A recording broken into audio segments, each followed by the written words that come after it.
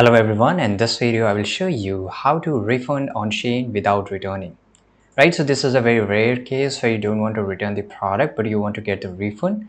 So to do this, first of all, make sure that you are signed in into your account. If you're logged in into your account, then you will able to see all the products which you have purchased. And first of all, you have to just go and click on this customer service because they are the only one who can help you. Right, but if you want to return, you can just go and click on any of the product and automatically the orders which you have received, you can just go and return that product and automatically you will get a refund. Now here you will get the second question, how do I return items? So just go and click on it, right? And this is a bot. So as you can see here, we haven't found your relevant order information yet.